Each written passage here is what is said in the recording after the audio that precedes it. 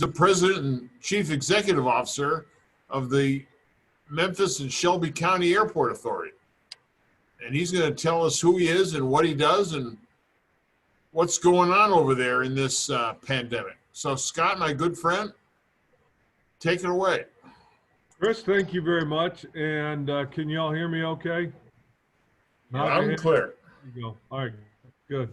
I normally don't have any problem with being heard. So anyway, I'm President and CEO of the Memphis Shelby County Airport Authority, and we actually have 3 airports. Most people don't know that. We have Memphis International, which is where I am right now. We also have 2 general aviation airports.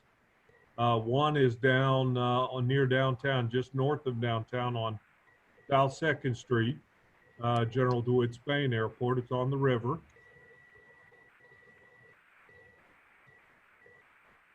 Be a Baker. And so we've had both of those since we were created as an independent airport authority in 1969. So we own and operate all 3 of the airports. So I focus mainly in these 2 Memphis International because I think they most interest of people, and also you know, it's just it's the big dog. It helps subsidize everything else. So you might as well talk about the one that carries the load. So anyway, let's talk a little bit about Memphis International Airport. Oh, and by the way, I've been doing this. I'm in my 36th year. I know I don't look that old. This is blonde, not white. So I blew right by silver and I went right to the white hair, you know. But I get discount coffee at Chick-fil-A, you know, and McDonald's. So Well, that's worth something. yeah, it is. So I've been doing this about 36 years. I've been in Memphis about 18. Been CEO at Memphis for since 2014. So I'm January 1 of 14. I became a CEO. So I'm about to enter my 7th year here in a little over a month. So I love what I do. So what does the airport have to do with anything that has to do with hospitality or hospitality management? And the fact of the matter is I talk to my team here, the airport team, all the time about the fact that it all still comes down to one thing. It's relationships and customer service. And hospitality management, I grew up, my parents owned a small mom and pop hotel, and I learned all about the importance of customer service and making people feel special. So a lot of travel and a lot of hospitality management has to do with that. So who does what at Memphis International Airport? And this is one of the things that people are most confused about. So if you look at the left column, it says Airport Authority. Well, we own and operate. We operate the airport, the roads, the buildings, the parking. We maintain all of the pavement out here. We provide law enforcement and security. And we maintain a lot of the equipment, but we're not responsible for flying the planes, getting your bags on time.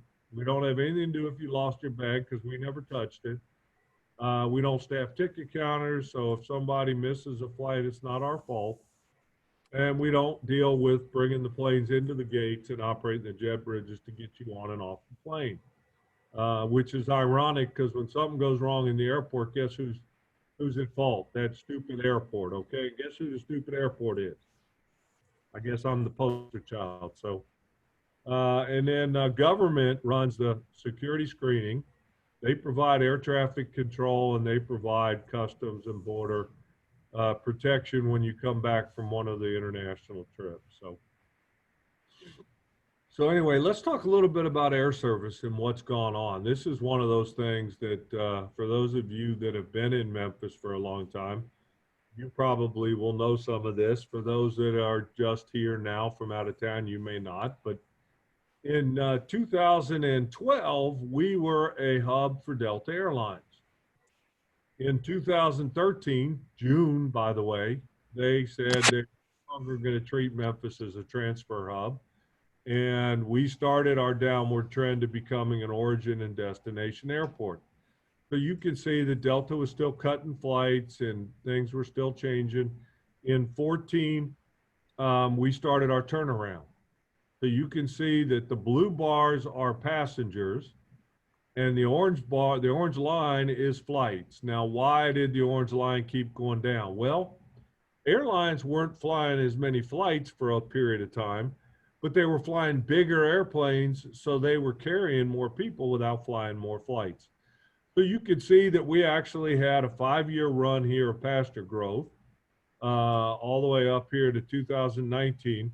We actually were doing very well January, February of 2020, doing very well in advanced bookings in March, and then something happened on March 8th. And you see it over here, this little booger with the red things all over it, called COVID. Now, this is a projection that we've done based upon what we think the airlines are going to fly, their flights, and the number of seats. But you can see that after 5 years of gains, we were on our way to a sixth. We've dropped off tremendously, and we will be happy if we finish the year at just under 4 million seats. You can see the number of flights down here, and that's been one of the struggles of trying to run an airport that had a $131 million operating budget, and then all of a sudden the floor falls out from under you and you've got to scramble to figure out how to run a business. But the good news is you see what's going on in Memphis versus the rest of the country. Now, you look over here in April, COVID was announced in March, and we started a free fall. We did not hit bottom until April, and we hit bottom at 95% less than the prior year. Now, in Memphis, we only were 93% down. So our bottom was actually higher than the rest of the country on average. The blue line is Memphis, and you can see for every month since the COVID started, we've actually done better than the rest of the country. And that will continue into, I believe, in October. I'm sure it will continue. I'm hoping it continues on beyond that. So it's not all bad. We're doing better than most, but not as good as I would hope. So we got all the way here to April, and our budget year is July 1 to June 30th. So we hit a bottom of 5% of prior year, 7% of prior year's traffic. And we were in the process of putting our budget together. So we basically took the budget that was developed that time and we put it in the garbage can and started over. And we started over projecting that we would have passenger recovery across the entire fiscal year at about 35% of the prior year. Now, if you look back here and you remember, okay, we were above 35% starting in July, okay? Because in July, we were right at 35%. So then we've been less than or more than 35% recovered since then. So this line, that's why as you look, you can see in the prior fiscal year, we recovered to this point. Now here's the 2 months, and I wish I had updates, but we're still trying to garner information on the various concessions and things we have here. But you can see we're trending well above the line that we drew for our budget. So we're in pretty good shape financially and otherwise when you look at those numbers. So in prior to COVID, these were all the places we flew nonstop. Now the boxes you see in red are ones that because of COVID, they were discontinued at some point early in COVID. So where are we at today? Well, I want you to focus your attention up here to the top right of the map of the United States, okay? Because that's where you're going to see the big struggles. That's where we are today. And you see that the big struggle is up here in the Northeast, New York, Pennsylvania, Washington, places that have much more stringent lockdowns than anywhere else in the country. You can see we've returned some of the stuff to the West, but this Northeast has really been hammered. And you look again up here and you can see we still don't have Canada service. We still don't have BWI Philadelphia or any New York service nonstop. You can get there by transferring somewhere, but there aren't many people going into New York because until recently, you had to quarantine 14 days when you got there. Now you can take a test before you go, bring the results of that test if it's taken within 48 hours and you're not quarantined.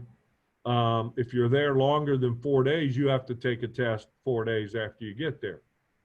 So if you're going up there for a week, you're going to have to take a test at the middle of the week. And if you're positive, you then go into quarantine. Yes, Chris? Scott, pardon me for interrupting, but I think Delta, you've got some Delta service going to Boston pretty soon, don't you? Uh-oh. Right now, it's proposed for January 1. We'll see whether or not they start flying at January 1. They're still saying they're going to start flying after the first of the year. Okay. It probably won't be on January 1. It'll probably be January 2nd or 3rd, but they're proposed to start flying up here to Boston in January. Okay. Okay, so when you look at this map, this tells you where each airline flies right now. But I want you to pay attention to the line at the bottom, because the total destinations they're flying in November is the dark gray. Right below that is what they were flying prior to COVID. So American is flying 5 destinations right now, and last year at this time they were flying 9. Okay, Delta was flying 7. They're flying 6.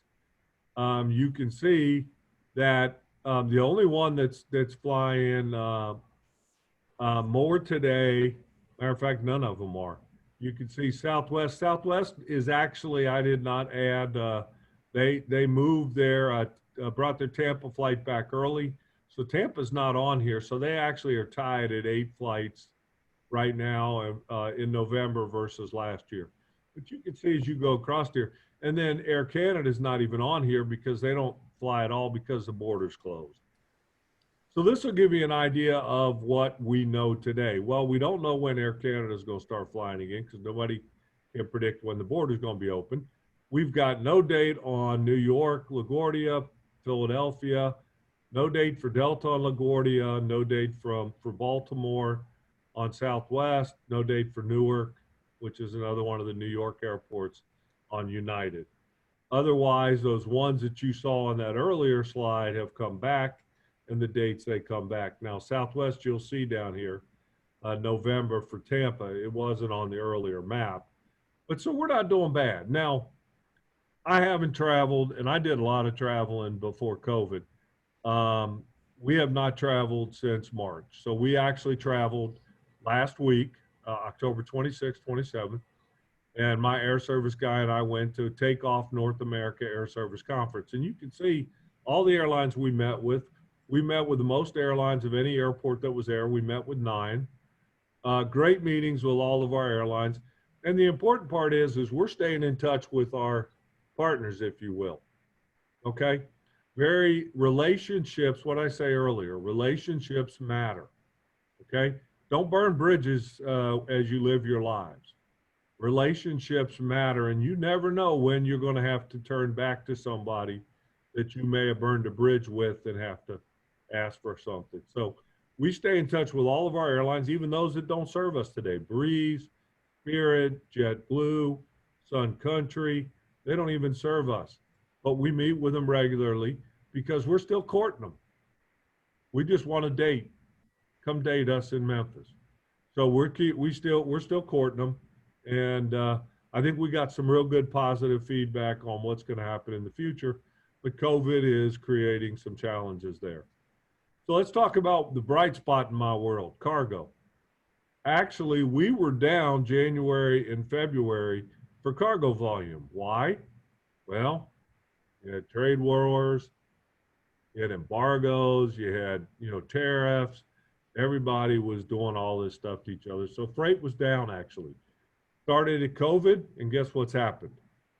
It's been on a steady increase ever since. FedEx obviously is most of our cargo traffic, and they run between 250 and 270 flights a day, and those are actually going to go up with their charter operators during the Christmas holidays. We're getting ready for the holiday push, which starts earlier and earlier every year. So this will give you an idea. August of 20 versus August of 19. And this came out of our finance report. And then you look at calendar year to date or fiscal year to date, which is July and August in this one. But if you look down here at the bottom, we were up 4.6% in August of 2020, 11.4% year to date, so July and August.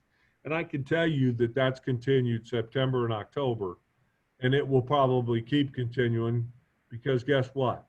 E-commerce. Everybody's buying everything online now. Nobody's going to the stores to shop. So it's going to keep happening. Later this year, early next year, they're going to start distributing vaccines. Guess who is the only person that delivers to every zip code in the country? FedEx. Guess who's going to be crazy here? FedEx. So we're going to be prepared to help them do that by running a great airport. I point you to my website for a couple of reasons. One, we've got a new one we're going to be rolling out soon.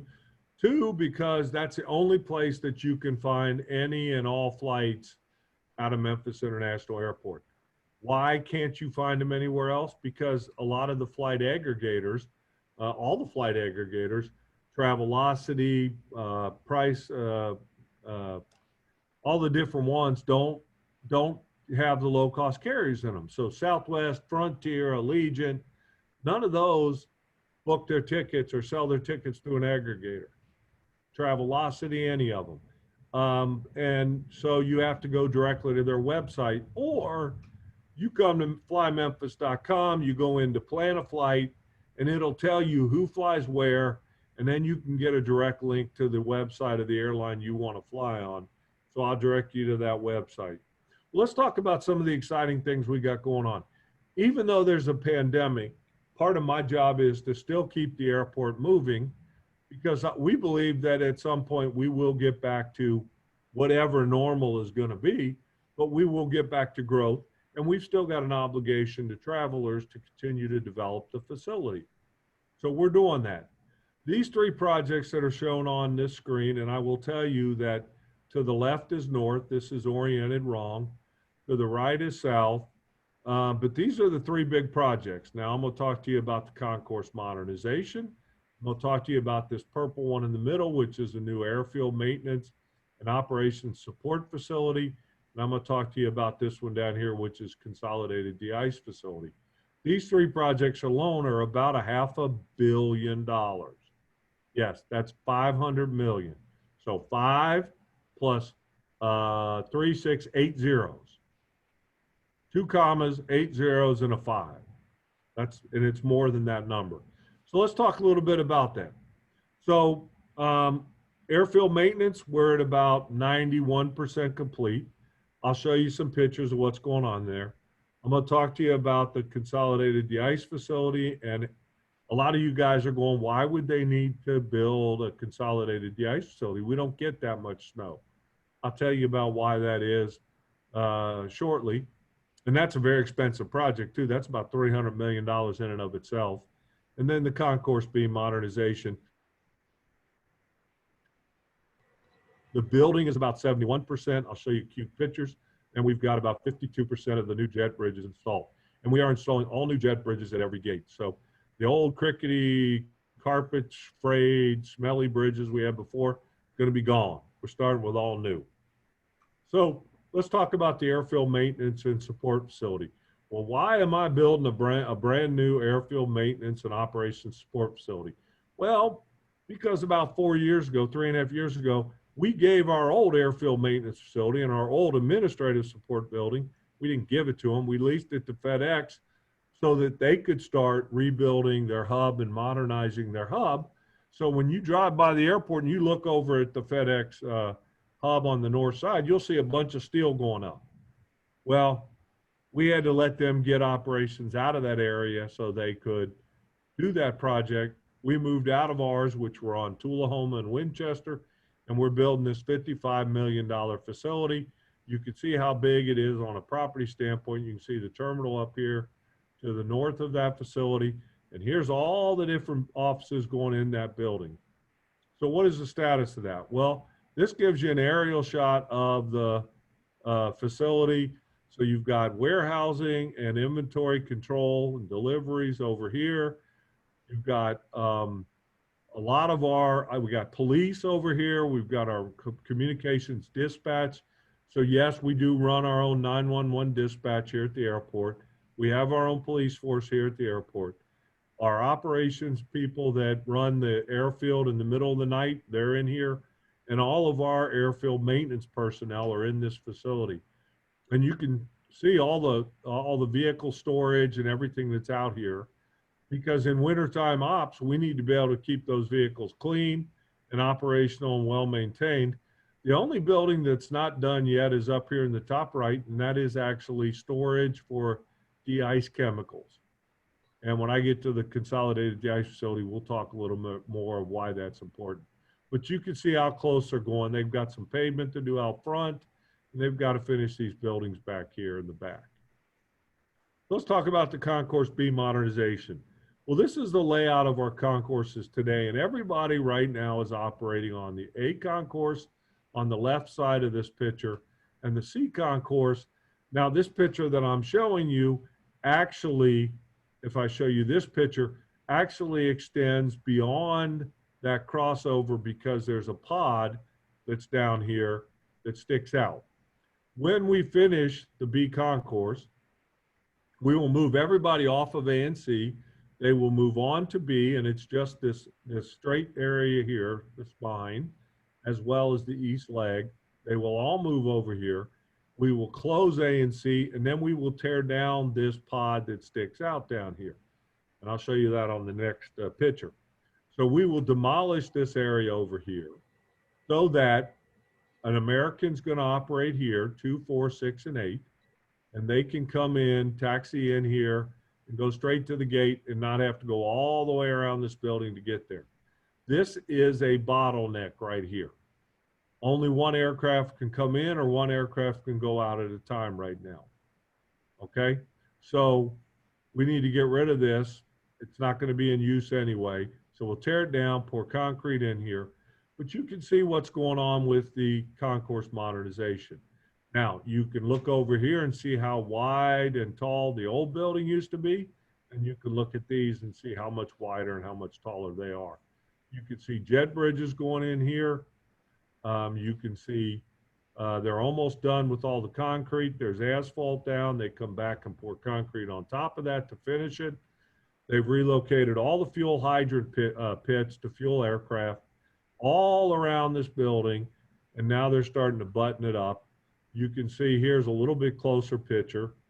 And you can see the footprint by this fence of how big a construction zone this has been. And it goes all the way across that area. Here is where they're hanging the rest of the glass on the east spine, east leg. They're putting the windows in. The B is totally complete and buttoned up. The spine of it is the first 8 gates before the rotunda, and the rotunda is over here to the right.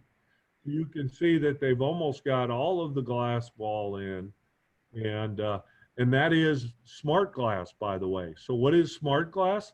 Well, it is glass that senses based upon electronic settings we have in the computer, it senses ambient light and UV rays, and it will darken itself based upon the percentage that we tell it to allow through.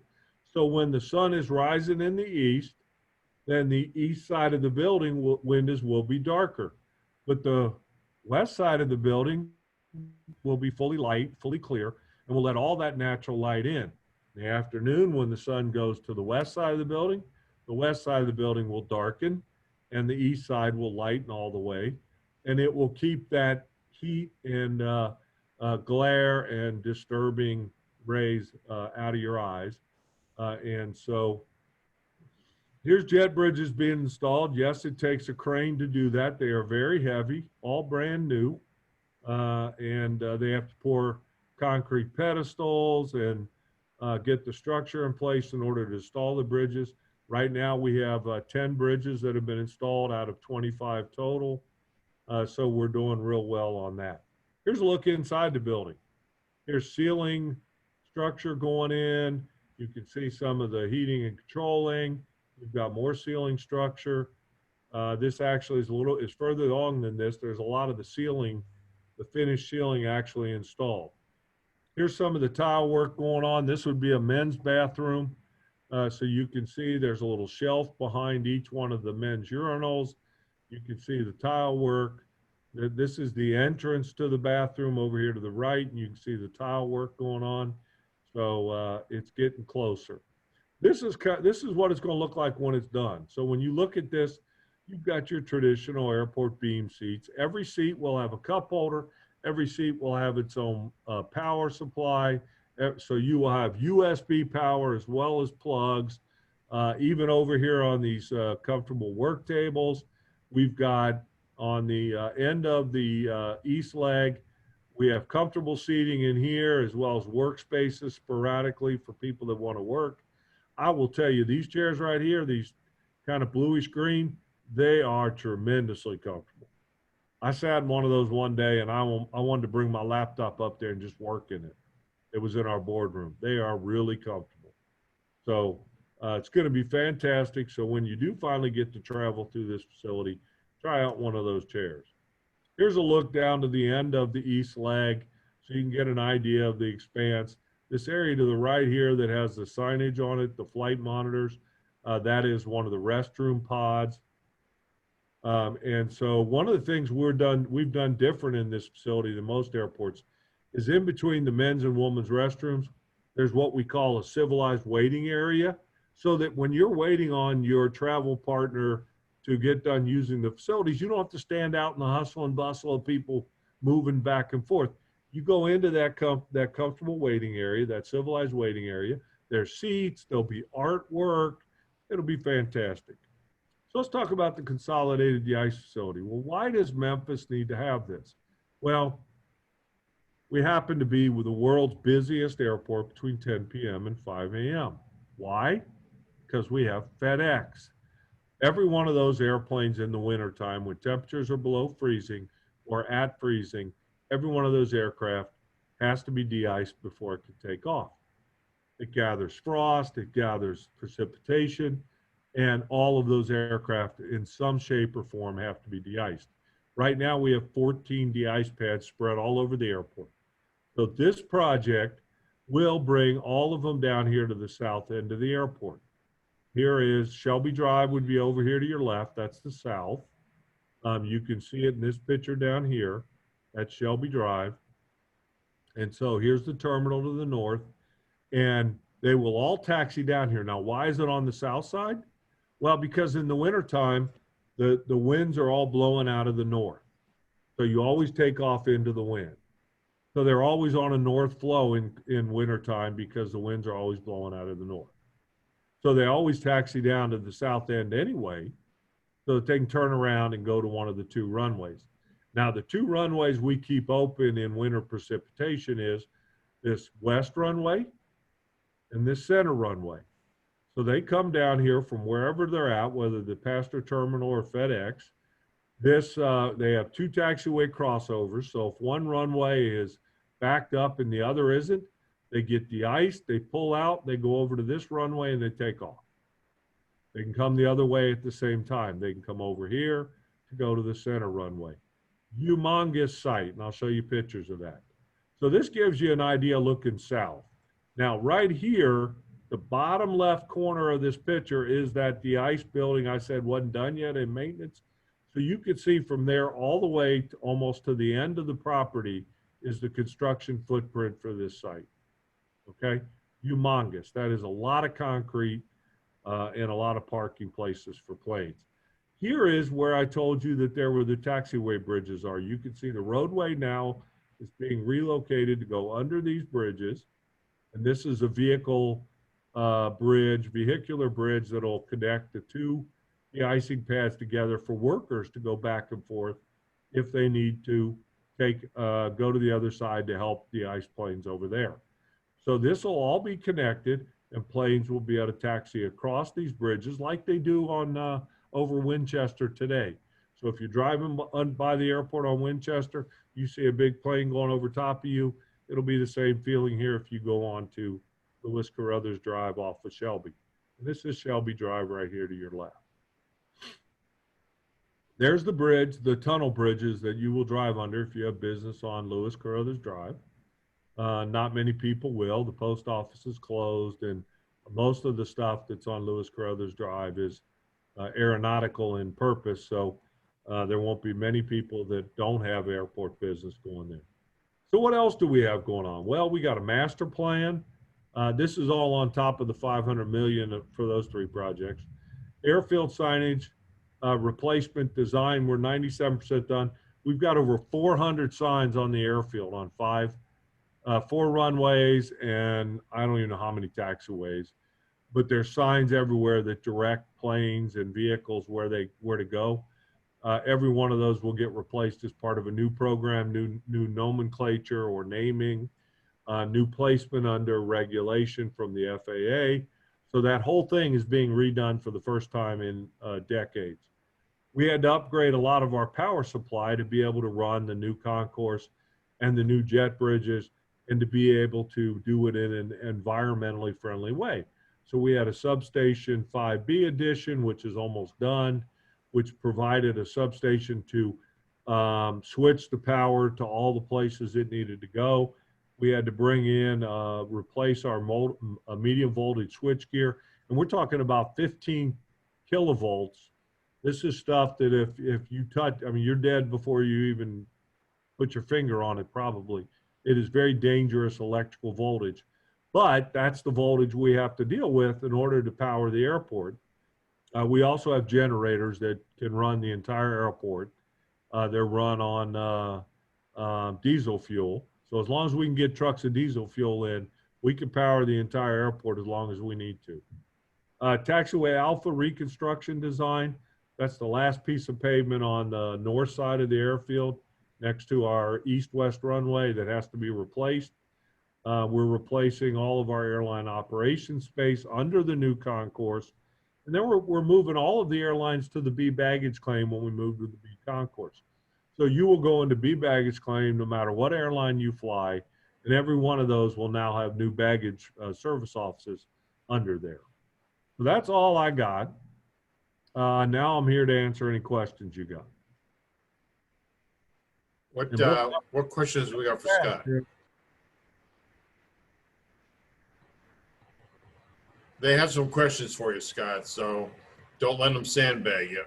Come on. You guys aren't shy. I know you're not shy.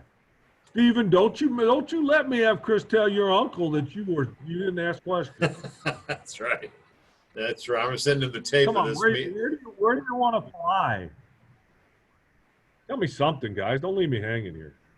Hey, Scott, tell us a little bit about pull out your crystal ball, and how do you see us proceeding air traffic wise through 21 to 22? I don't see us. 21 is going to be, as I told you, we projected 35% return. I think we'll finish 21 at about 50%. I don't see us getting back to 2019. Well, I'm not sure we're going to get back to 2019 levels in the next 5 to 7 to 10 years. Why? Because the industry is going to be smaller when we come out of it. There will be cities that will not have commercial service for passenger airlines when we come out of it. There are companies that used to send their employees out. They would fly 2 destinations a week, and they would travel 3.5 weeks a month. Okay? They'd head out on Sunday or Monday morning, wouldn't get back till Friday night, and they do it every week. Well, what has Zoom and Teams and all this stuff taught us? Well, it's taught us that, you know what, we can do an awful lot electronically. We can't replace the face-to-face talk. I'd rather be standing in your classroom right now, quite frankly. I can only see a certain number of you at once with this presentation up. So I like to keep my eyes on all you guys to make sure you're behaving yourselves. But there's something about personal interaction. But are people still going to fly 3.5 weeks out of every month? And the answer is no. Okay, there's going to be a right sizing of corporate travel. The other piece is there's going to be businesses that don't make it out of this. Okay, there are going to be businesses that end up closing and those travelers will not be traveling for that business anymore. So when you start to layer all those things on top of each other, you end up with a much smaller business. And so I think air service is going to be smaller. Now, that doesn't mean every airport will be smaller. There will be airports that will lose service totally. There will be airports that will be tremendously smaller but still have air service. And there'll be airports that'll be much bigger. It all depends on what your corporate and culture of your citizenship is and how welcoming they are to travel. How are Now, as I the, showed you in that earlier graph, Memphians seem to be okay with. What's that? no, I'm sorry. I thought you were finished. You're cutting out a little bit on me. I don't know about anybody else. Oh, we had a problem with our Wi-Fi, so I got out a hotspot, and we're operating off of a Verizon Netgear hotspot, and it's part of it is a problem. So I apologize for that.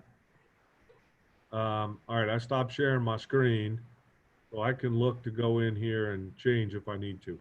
Chris, All right. two of the things that I didn't talk about, and I normally do, okay, one of which is drones. And Okay. the reason why I didn't talk about it is because we're transitioning. We just finished a 3-year drone program of testing drones in the Memphis airport airspace as part of the Department of Transportation's drone integrated partner program. Okay. So flying small drones and looking at all the things you can do with those and how do you do them in a safe way around aircraft that are carrying 100 to 250 people. And so we've been testing that. Just last week, Secretary of Transportation Elaine Chao had a press conference to wrap up the phase 1 program and to start phase 2, which is called Beyond. And Beyond is the next phase where we actually start to carry packages. We are going to actually start to do inspections of runways with drones. We're going to put those things into play that we learned in phase 1. So we're going to start flying these things beyond visual line of sight, over people, at night, all of those things that were a part of the original test. So really exciting stuff. What made Memphis the test kitchen for this deal? We are situated in the middle of the country. We have a very active airport with a lot of activity at night, FedEx. We have a partner that wants and needs to get into autonomous vehicles, FedEx. And so we put forth a very compelling case.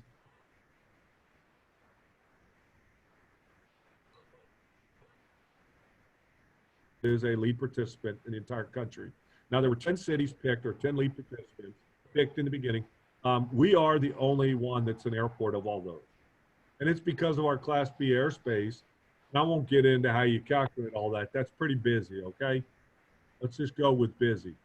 And that's why we were picked to do it. Okay. Now you mentioned you and Chip, I guess, just got back from Denver, and you were pitching Memphis to 9 airlines. Yeah. How are these airlines looking at expansion going forward? It's interesting because every airline views things differently. So you've got to customize how you talk to them based upon how they view their future under COVID. Delta's very reserved and very close to the vest, and they're not very risk taking. Other airlines are. Other airlines will put a flight into a market and try it. Every airline has their own formula on how they do it. Now, we met with 4 airlines that don't serve here. And that was the real value of going. I can talk to the airlines that already serve us regularly, and we do. But the Sun Countries, it's JetBlues, Breeze, those airlines. And Breeze is a startup that doesn't fly yet. So we're meeting with them to be one of their initial airports that they fly from. That's an airline that actually is being rolled out by the founder of JetBlue, who's no longer at JetBlue, but he's starting up another airline. So, so he has a history of being able to start an airline that's successful. And they started JetBlue right after 9/11. So he started an airline in a very difficult time. So he knows what it's like. Starting an airline in a pandemic is going to be a difficult time. So we'll see how that all turns out. But when we go and talk to them, we talk to them about the demographics of Memphis. We talk to them about Memphis's growth of the young generation, whatever you want to call them, Generation X, or, you know, I'm a baby boomer, so I don't worry about any of the rest of y'all's generations. You know, I'm old. But no, and that's who they're worrying about. And every one of them is looking at how do we deal with the evolution of these devices? How do we get through? How do we develop our programs to be touch-free? And how do we attach to the young people who do everything on this device? And so they're really working hard on mobile apps, mobile connectivity, and eliminating touch points in their process. And how do you do that? And so it's real exciting to kind of sit down with them and talk about that as they work through those issues. What else we got for Scott? Come on, guys, don't make me start calling names. All right, let me see. I see Davies. Oh, wait a minute. All right, come on. Mr. Ogle's got something for you. Come on, Mr. Ogle. What got you into like the airport industry in the first place? Probably the best strategic plan you could ever have. Dumb luck. Okay? I will tell you that I was working for a CPA firm. My college degree is in accounting with a minor in finance. I was going to work. I didn't want to be a CPA. I didn't want to work at a CPA firm. I wanted to be a corporate finance mogul. Okay. And that I worked for a CPA firm because that's where the jobs were when I got out of college a lot of years ago. And there was an opening at the airport at Sarasota Bradenton International Airport, the west coast of Florida. And I said, wow, that sounds like a cool place to work. Let me apply there. I had no idea what airports did, what the business was like. And they hired me. And within 6 months, I said, I'm never leaving this business. I love it. I got jet fuel in my veins.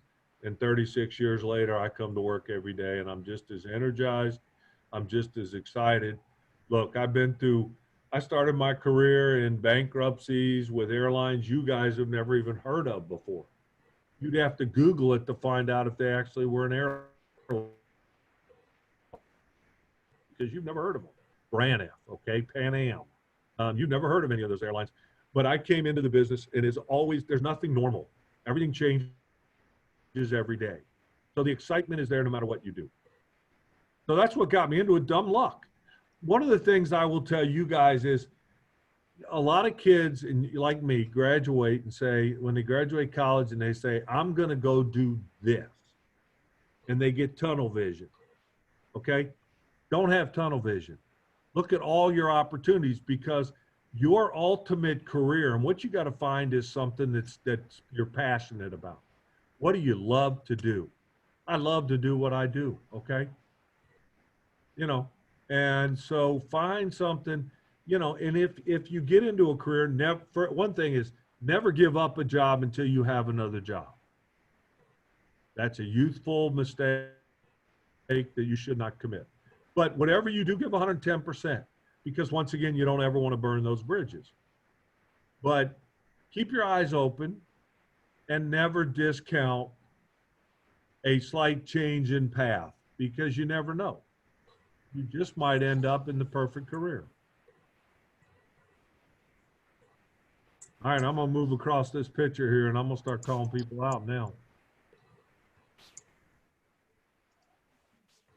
I'm Hey looking. Scott. Was you Hey born and Scott. raised Oh, in Florida, okay, hold on. or hey, how you doing? This is Carissa. Was you born and raised in Florida, and you came to Memphis, and what brought you to Memphis? Well, I got to Memphis by a job. As I said, I've worked at 4 airports. I've been doing this 36 years. I was actually born and raised in a little suburb of Cincinnati, Ohio. My parents went to Florida when I was in high school, and they gave up the corporate rat race and went to Florida and bought a little mom and pop hotel on the beach. And so I traded shoveling snow for raking a beach. And I did everything from cleaning rooms to manning the front desk to folding laundry, you name it, I did it. And I finished high school, went to college, and then started my career.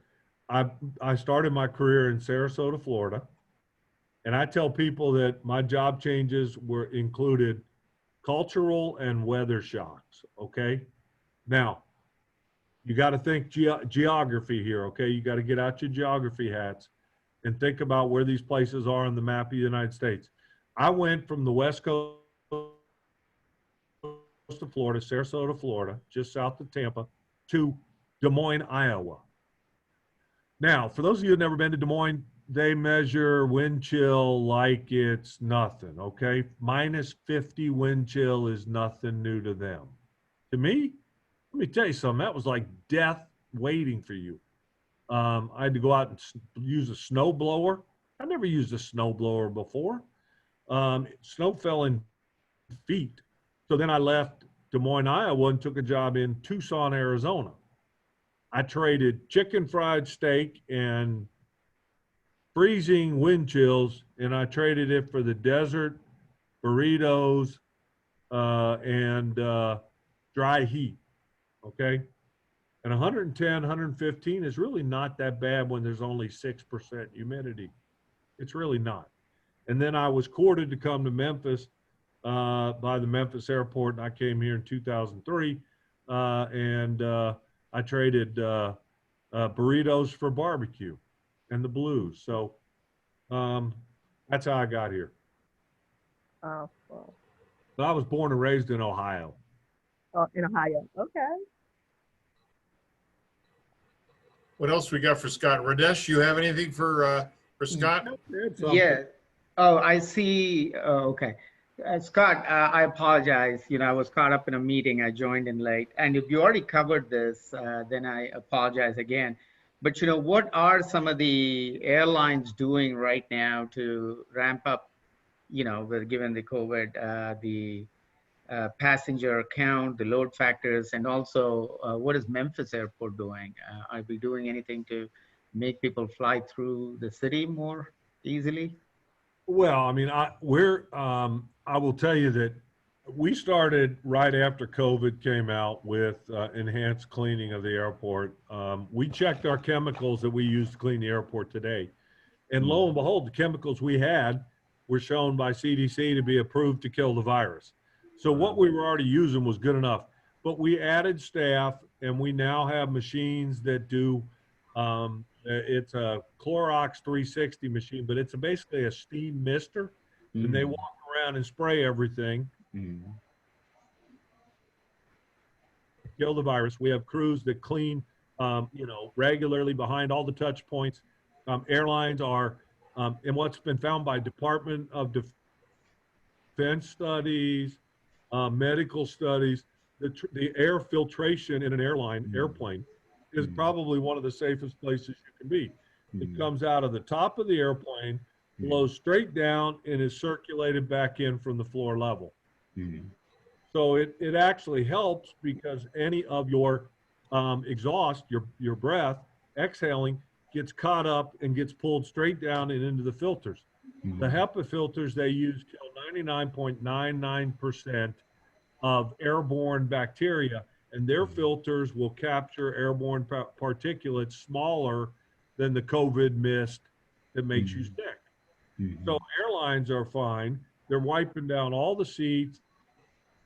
We're doing all this stuff. We put up glass, dividers and all the touch points.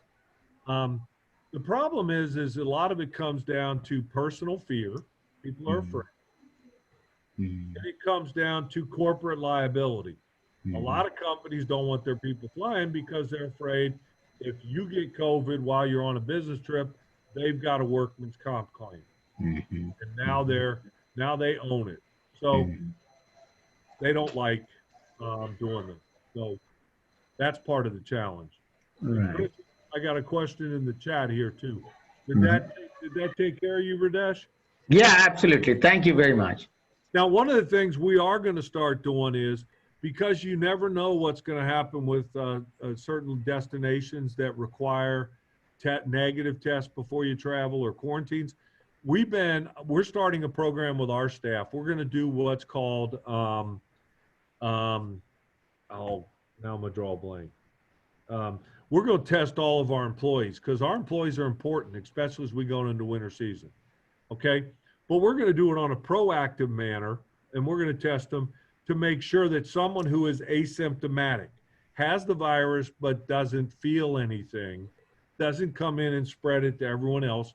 So all of a sudden we have a mini pandemic at the airport and we can't operate.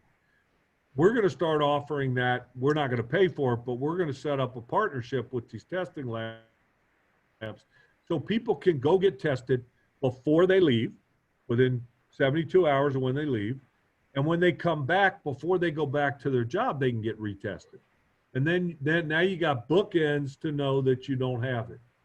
So you don't interact with your teammates when you get back until you know you're negative. And you know, going into New York or wherever you got to go, you've got a certificate that says I tested negative. So now your freedoms have just got expanded. We hope that helps. So anyway, one of the things, Hannah, I see your question. You got some struggles with Wi-Fi. So how long did it take to design and plan the new airport? I assume you mean the new concourse? Shake your head if it's yes, Hannah. Is that right? And how long will it take to be developed and refurbished? We're constantly developing the airport, okay? We're constantly building and replacing because we've got old facilities. The Concourse B, the design we're building now is actually the second design that we have. The first design was to keep the existing building, and none of our buildings here were built in the era of seismic compliance.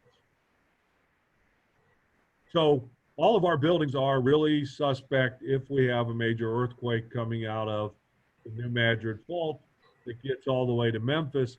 They're not built to withstand that. So we have to replace all of them. We've been systematically replacing all of our facilities. So when we did the first design, we were just going to add on to the existing building and then tunnel underneath that building and do all the seismic upgrades underground. That was wasting a lot of money underground that was never going to be experienced by a pastor.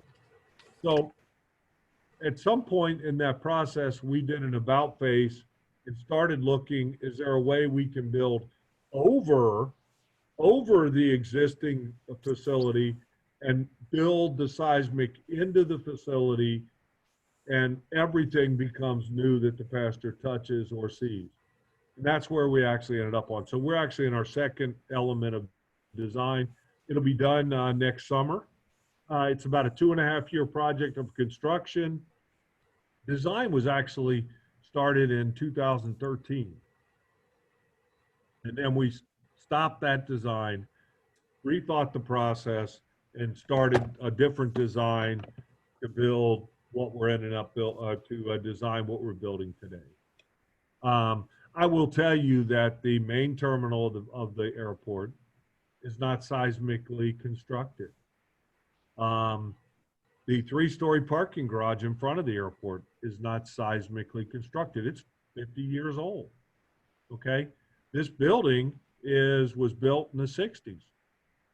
It's 60 years old, 60 something. So there wasn't seismic codes back then. So one of the challenges that we have is how do you do this stuff in a way that doesn't affect passengers' ability to use the airport? And it's just so happened we were dehubbed and we had an opportunity to build a new concourse without affecting passengers. So we were dehubbed and then COVID came along.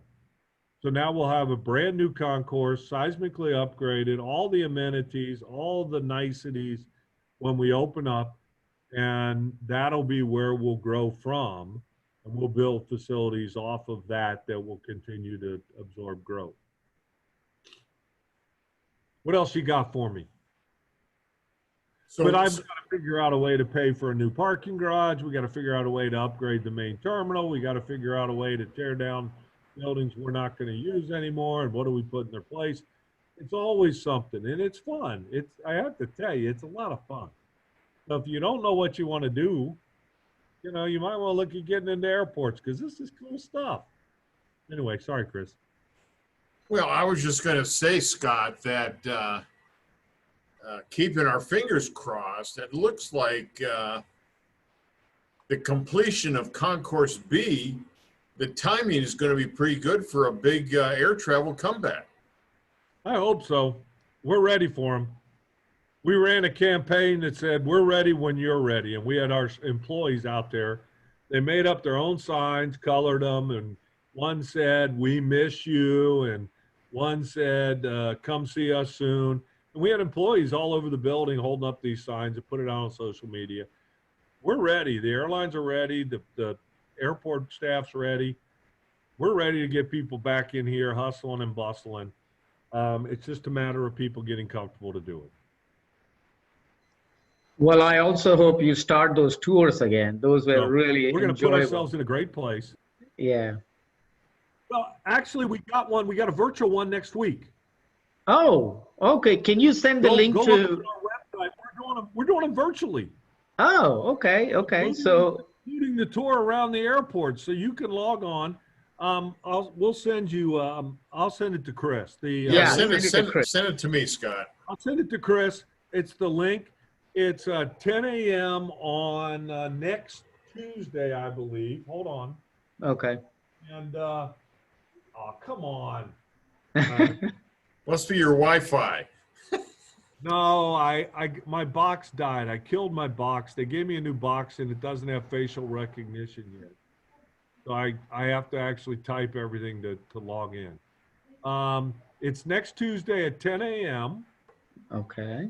And you'll do, I've recorded the presentation.